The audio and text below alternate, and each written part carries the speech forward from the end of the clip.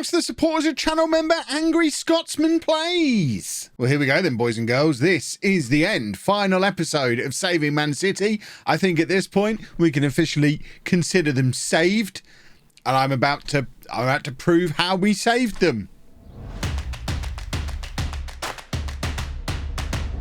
Hello and welcome to part 40 of Saving Man City. I'm Kevin, coming up on today's episode with our final two games of the season. At home against Leeds, away against Aston Villa. And as you can see by that league table, the goal is accomplished. We are a mid-table Premier League team. We never did get the new stadium. Hopefully in tomorrow's 5 years in the future video, we'll see where we actually end up stadium-wise. But since you were last with me, form has been mixed. We very much go in fits and starts. We have these little runs of poor form, and then we have these runs of really good form. It tends to coincide with the good form is when Marcus Caballero is available, and the bad form is when he's not available. And he probably will be leaving this summer because he's got his Champions League release clause. I mean, we can try again to offer him a new contract. This would very much be an appropriate parting gift to Manchester City, and we might actually be able to do it. I don't know if we can afford his salary, but goodness me, we should be moving heaven and earth to try and be able to. That's a much more reasonable release clause. Will he accept the lower salary though? I think we might get this over the line, boys and girls.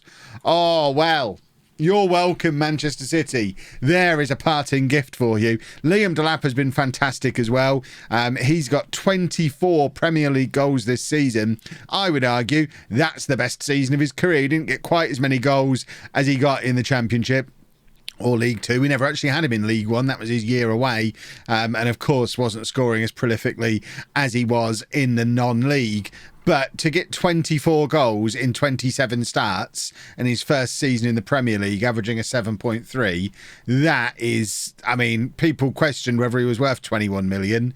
Are we still questioning it now after a season like that? He's finished second only to Erling Haaland as far as goal scorers go, and Erling Haaland scored 47 goals.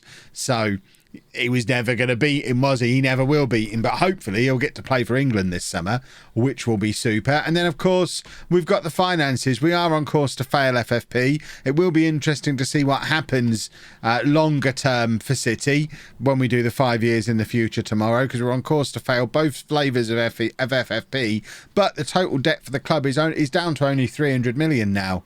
So that is a perfectly manageable debt for a Premier League club. You can see the projections long term are looking good. The only thing missing really from this club now to fully secure the future is a new stadium, which hopefully we'll get an announcement of before we leave. But let's play these final two matches. Our last ever home game coming up first against Leeds, and this is our team. We've got Stolazic in goal, a back four of Di Gasperi and Bete, Akamea and Britton, Aiden at the base of the midfield. Oh, by the way, we signed this guy, Stefan Bazcetic, off of Liverpool. We got him on loan, but we can sign him permanently for 13.5 million, which we might do. He's been pretty useful. We actually have already confirmed the permanent signings of Akamea and Ken Zegulov, and of course Bondo coming in permanently as well. So there's a lot of this kind of stuff going around. I don't know if there'll be money to sign Bazcevic, but if there is, future manager can figure out how to do it. But he's going to play alongside McAtee in midfield, then Farias behind Caballero and Delap. We've looked at Delap, but Caballero even younger. Fantastic first season for him. There is firepower up front in this Manchester City team. We are setting this team up very well for the future. As long as the next manager keeps these boys together, the future is very bright. And I have a sneaky suspicion that in the 5 years in the future video that we'll see tomorrow, Manchester City will be a Champions League club again. They certainly would be if I stayed here for another 5 years. 5 more years and we could put City back to where they were before all the relegations and all that kind of stuff. I don't think it necessarily makes for particularly interesting YouTube content to do that, so we're not going to plug away and do that. But we know it's kind of inevitable. We've all played enough Football Manager by this point that we know that's inevitably where it's going. The question was, what impact would the relegations, the debts, all that kind of stuff have on Manchester City. Could we get them back to here? And it turns out, yes, it was really quite easy in the end, which is a shame. I mean, the database was available to download if you wanted to have a go for yourself to see whether it was easier. If I'm just a Football Manager genius, I think it was the final part, the promotion episode from the Championship, had the link to download in, so you can go and do that. Let me know down in the comments how you get on. But yeah, ultimately, it wasn't as hard as we thought it would be. And genuinely, I believe I made the scenario as hard as you could possibly make it. So fingers crossed, FM24 is a little bit harder. But I know some of you are going to be asking, Kev, if Man City's ending and it's only July, what happens next? Those of you who follow me on Twitter know what happens next. Just keep your eye out for Monday. Monday is going to be a lot of fun. And those of you who've been asking for a Road to Glory save where we stick with one club and start down deep in non-league and develop young players and manage outside of England and all. If you're all that, we're doing all of that in one big melting pot of loveliness. I know it's July and there's only a few months until FM24, but we've got the option to roll it over into FM24. Now we've got the backwards save compatibility. It's less worrying. We don't have to force a save to be completed before the end of the FM23 cycle. We can roll it over. So that's why I'm quite happy to start another big long-term save in July when I wouldn't ordinarily. So we're experimenting. We're being the guinea pigs for this. And that new save starts on Monday, 4 o'clock, usual time slot. And it's going to be awesome. But for now, let's try and beat Leeds. Oh, and Mbete with the header that goes just over from the corner. I don't think there's any way we can qualify for Europe here. I think a lot of it depends on how many European qualification spots there are. According to the little lines that have been added to that league table, it's the top 6, and we won't make the top 6, but we could potentially, or before that red card for Mbete, it's the last you'll ever see of him. Before that red card, 7th would have been an option, but now we're down to 10 men. I think that door has probably slammed shut and we're not likely to be back in Europe, which is, I mean, is probably fair enough. It would have been absolutely absurd after all these promotions and always being one of the best teams in the division to get back into Europe in our first season in the Premier League would have been bonkers. And apart from anything else, we're going to fail FFP for Europe anyway, so even if we qualify, we're not going to be able to play in it because we'll have a 1-year ban, so we may as well not qualify. That's what Mbete was thinking. He wants to save everybody's blushes, doesn't want us to be banned, just wants us to, well, we didn't qualify anyway, so it doesn't really matter. He's always thinking of us. What a good boy. But still remains 0-0. Leeds up in 7th place don't seem to be creating very much, which shows just how good we are, I guess. Although we're not seeing a fancy show-off episode from Delap and Caballero today, which is a little bit unfortunate. I wanted to show you them being fancy one last time, but we will make a couple of... We've got a lot of tired legs here, actually. I was going to say we'll make a couple of changes. We're going to make more than a couple of changes. We're going to make many changes because everybody's shattered. Jaden Heskey's going to come on. I think that might be the first you've seen of him. So Jaden Heskey can come on and play at the base of the midfield. I've checked. He is Emil Heskey's son, which is awesome. I think we talked about him a little bit earlier on in the series. The board have been getting a little bit grumpy that I've not been developing young players.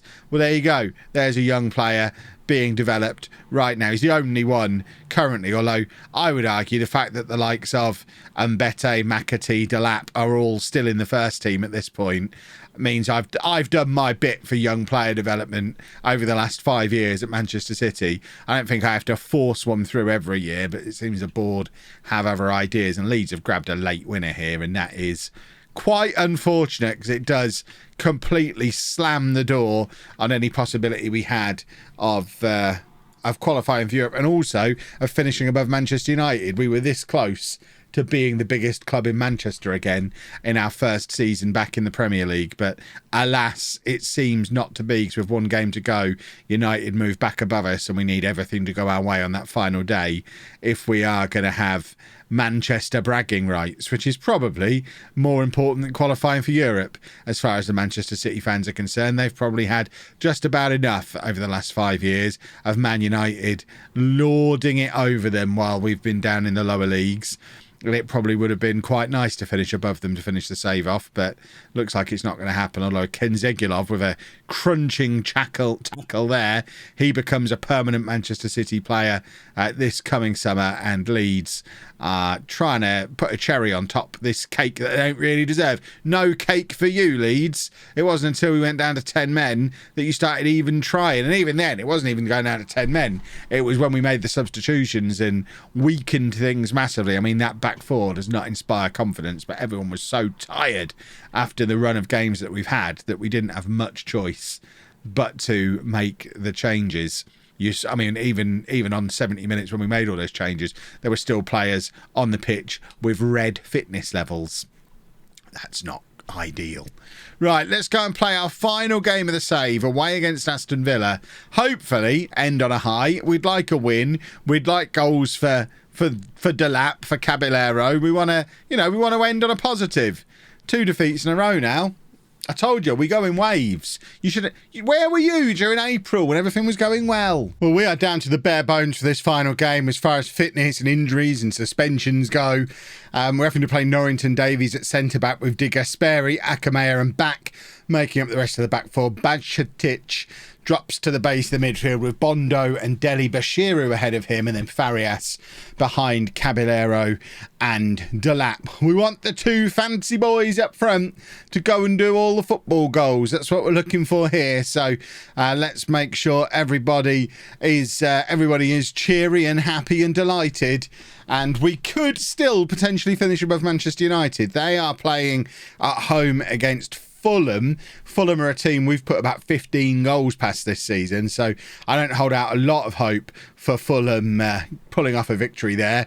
But obviously they're beating somebody because they're not in a relegation battle. We've definitely got their number, but maybe Manchester United haven't, and Delap has just added another goal to his tally, and it is a very typical Liam Delap goal. How many times have we seen that? We've talked before about the big meaty man meta, and although he's not the biggest and the meatiest, the fact that he is as good in the air as he is why he's doing so well. I mean, that is a lovely header from Delap.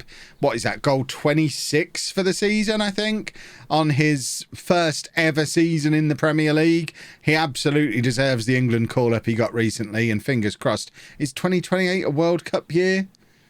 I want to say yes. So fingers crossed he'll be off to the World Cup with England. I mean, how could he not?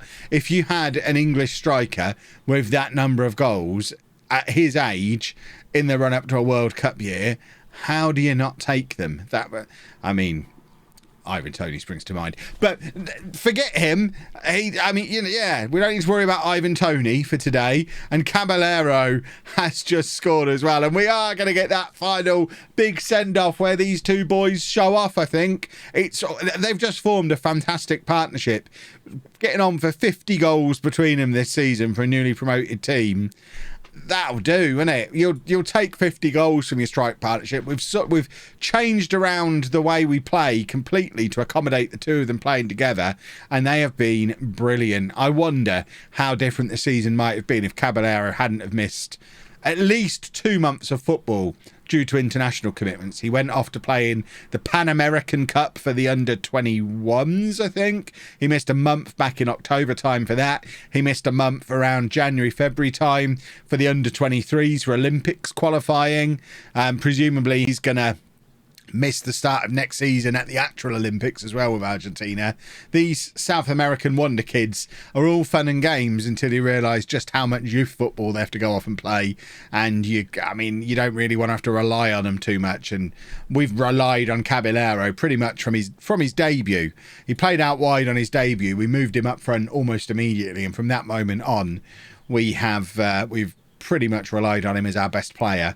And unfortunately, he's not been around as much as we would have liked, and we have suffered massively when he's not been there. So I think new manager needs to be thinking in terms of bringing in another Premier League quality striker, which is difficult to do. When you've got Delap and Caballero, you're not really going to be able to bring in anyone in that you could expect to start week in and week out. But you need another £5 million bargain, but one that isn't going to be going off and playing international football at the same time as Caballero. What a goal from Deli Bashiru. But you need someone who can rotate him. it's a complicated one. I mean, Ricky J. Jones has done his best this season, and he's in double figures for goals himself. It's Ricky J. Jones's best season of the save as well. But with the best will in the world, he's never going to be a proper Premier League striker. He scores goals because he gets to have the pleasure of playing alongside Liam Delap with Farias and McAtee and Patino, creating chances for him, and he's lightning quick and breaks the match engine a bit. But he's not a match winner the way these two are. And I mean, they need to be match winners today, because we've decided once again we're not going to defend today. The fact we're having to play Norrington Davies at centre back is an alarming development. Definitely still an area that needs to be strengthened. Mbete, slightly different situation to what you've got with the strikers, where I think every Man City fan would agree that a left-sided centre-back to come in over the top of Mbete would be very welcome. And I think it's something the comment section has been calling out for a couple of seasons. I always considered that right centre-back position to be a higher priority. I think Akamea has made that his own. He is our long-term solution there, and I think we need an equivalent to play on the left now. It might end up being the youngster from Dortmund with the name that I can never pronounce, because he's 6'6", don't you know? So if we were able to get, for example, De Gasperi permanently to be the left back, however you say his name, could potentially be that left-sided centre back. We've played him there a bit this season, so he's an option, and he does join permanently in the summer. But these are all things that the next manager is going to have to deal with. Another example of something they're going to have to... There you go, Kenzegulov. I knew I could say his name. Another thing for the next manager to deal with is how to get Gumedi, the backup goalkeeper, into the team. The young South African Player of the Year he's just won. 5-star potential wonder kid goalkeeper. Stolazic has been very, very solid all season long, but you don't get goalkeepers like Gumedi come along very often in Football Manager. He needs to be playing, or he needs to be loaned out and playing somewhere else. Regardless, he's got to be playing football next season. And I'm glad that's not a problem I've got to deal with, because I would struggle to loan him out, because I like to keep my wonder kids close. But at the same time, I'd struggle to play him because Stolazic has been so good. Still 3-2 as we head into the final 25-30 minutes or so of this match. Villa have got a front four going on, which is alarming. And once again, we've got a lot of very tired players. So we've only got one attacker on the bench. I think we bring McAtee on to play up front with Delap. Get those two together one last time. Aiden can come on. Kenzegulov can come on, and we'll actually stick him at centre-back just to drop a hint for the next manager that might be the future at the back for us. Back, Akamea, Kenzegulov, and then probably a permanent left-back that's not Norrington Davies. If it can be De Gasperi, that would be amazing. I doubt there's going to be money to get De Gasperi permanently, though, because he is a proper wonder kid and very expensive as a result. Farias trying to conjure up a fourth for us, gives it to Norrington Davies, who in turn gives it to Kenzegulov, Deli Bashiru. This is some nice football from us. Norrington Davies coming forward again on the left, Deli Bashiru. Aiden, we know he's got a pass on him. He looks to find McAtee, can't get to him. Bondo gives it to McAtee, and now Deli Bashiru from range. He's got his shooting boots on today. He hadn't scored at all until today this season, and he's trying to add a second one, but it was not to be. And now we can make our final substitutions. Deli Bashiru is going to come off for Patino. Finback can come off for Britain. And they are the final substitutions of the entire save. It doesn't matter whether we win, lose or draw this one with a few minutes to go, because Manchester United are beating Fulham. So whatever happens, we're going to finish in, what are we, 9th place? I think we're in 9th place, which we'd have absolutely taken that at the start of the season. We'd have taken that 2 years ago, 5 years ago. To be 9th in the Premier League at this stage, it's what we set out to do, and that is officially job done. We've re-established Manchester City in the Premier League, and now we hand the torch over to whoever comes next.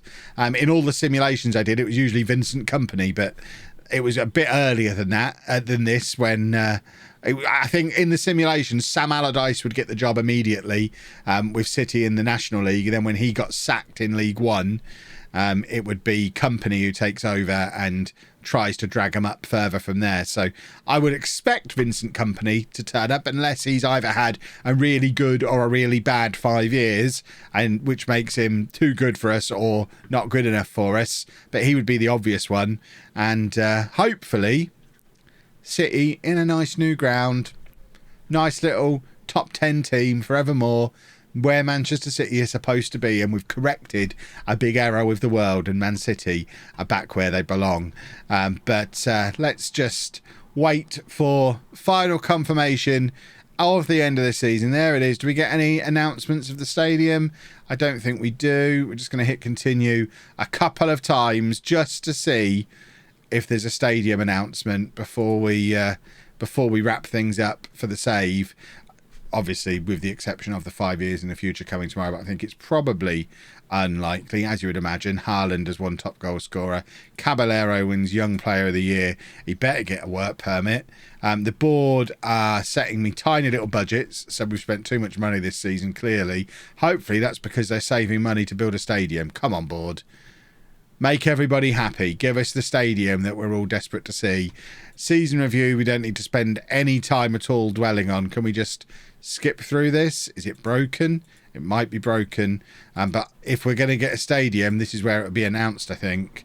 So, is there a stadium? Is there a it doesn't look like there's a stadium. Hideous. Absolutely hideous. We'll request it one more time. Build new stadium.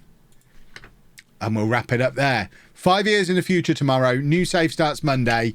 We're going to have a lovely time. If you've enjoyed that, please make sure you leave a nice big thumbs up on there for me. Subscribe to the channel for daily Football Manager videos. And thank you very much for watching.